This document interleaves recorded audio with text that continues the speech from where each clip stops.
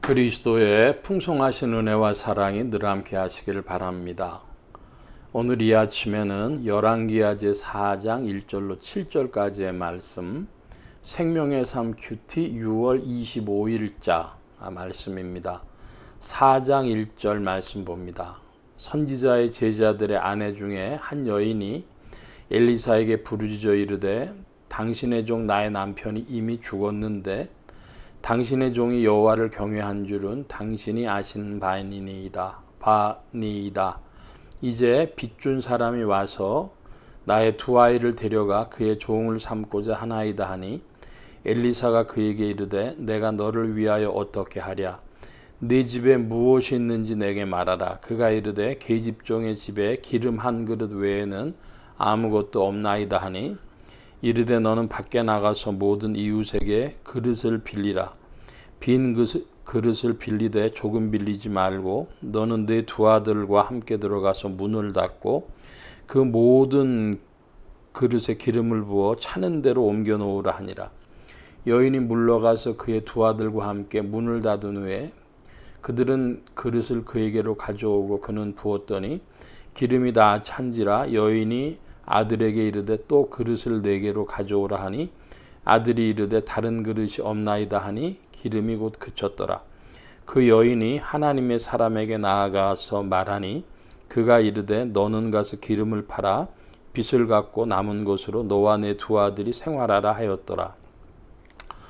열왕기하 제4장 1절로 7절까지의 말씀에 보면은 선지자의 아내가 그 당시는 남자들이 주로 경제 생활을 해야 했는데 그 남편이 죽었으니까 과부지요. 이제 과부가 생활이 어려운 참에 그 진 빚 때문에 아이들을 종으로 삼겠다고 그 채주들이 이야기를 하는 그 상황에서 이제 엘리사에게 나와서 이야기를 합니다. 그랬더니 엘리사가 하는 말이 사람들한테 그릇을 빌려가지고 거기에다 기름을 부어라. 그렇게 이야기를 합니다. 먼저 이 이야기를 우리가 능력이라고 하는 구조 속에서 보면은 그 우리 한국에 내려오는 이야기, 전승된 이야기들로 도깨비 이야기가 있어요. 이 도깨비 이야기가 있는데 그 어떤 집에서 그렇게 쌀을 갖다가 자꾸 가지고 나오는 겁니다. 그러니까 그 쌀떡에서 쌀을 퍼내도 쌀이 계속 나와요.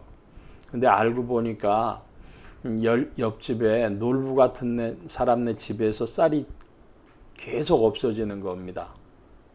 뭐 그런 식의 이야기들 이런 게 있습니다.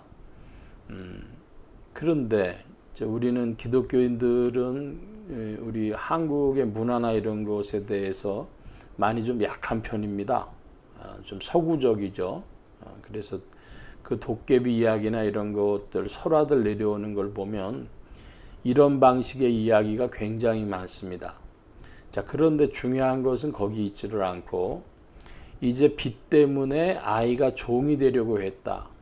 매우 공공한 처지죠. 단순히 공공한 처지가 아니라 이제 종살이를 해야 될 그런 처지가 되었습니다. 그런데 그 엘리사가 쉽게 얘기하면 기적을 일으키기 전에 요구하는 조건이 하나가 있었습니다. 그것은 무엇이냐 하면은 이웃에게 그릇을 빌려라 하는 것이죠. 이웃에게 그릇을 빌려라. 그러니까 이 사람이 이웃과의 관계가 그렇게 좋지 않은 사람이라면 지금 다 가난해서 아이들이 종으로 종살이를 가야 될 이런 입장에 다른 사람들이 사업하는 사람들도 그렇지만 사업이 안 된다라든지 없다라든지 그러면 사람들이 잘 관계를 갖고 싶어 하질 않습니다.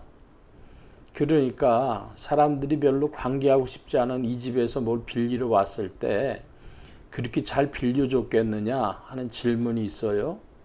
그래도 오히려 또 그 어려운 처지에 인덕이 있는 사람이라면은 다른 사람들이 굉장히 불쌍히 여기고 뭘 어떻게 도와줄 수 없을까 이런 생각하겠죠. 근데 어쨌든 이 사람이 이웃들에게 그릇을 빌려야 되는데 얼만큼의 그릇을 빌렸을까? 그때 그 기름의 가격이 어떠하며 빚이 얼마였을까 했을 때에 우리가 짐작할 수는 없지만 정확하게 알 수는 없지만 꽤 많은 그릇을 빌렸어야 이 빚을 갚고 그리고 생활할 수가 있었을 겁니다. 이 집 저 집 가서 그릇을 얼만큼씩 빌렸을지 모르지만은 그 그릇에 다 담길 정도로 기름이 나와서 이제 빚을 갚고 생활할 수 있게 된 것이죠.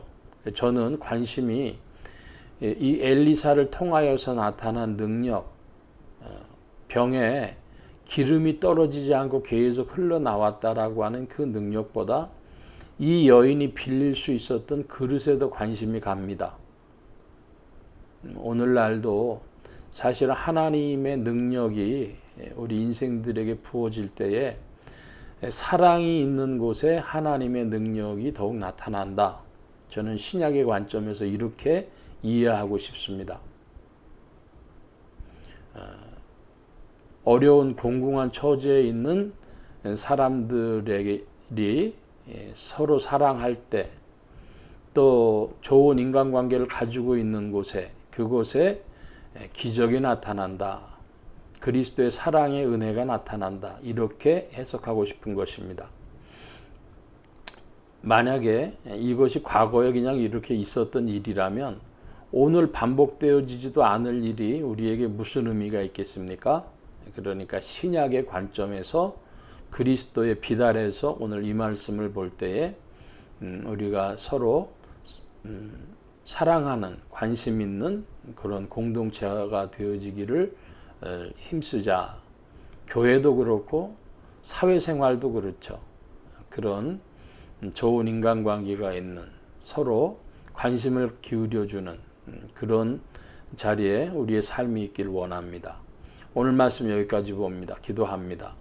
만복의 근원 되신 하나님 함께해 주셔서 어려운 처지에 있었던 과부가 주님의 은혜의 손길로 어려움을 면케 된 것을 보았습니다.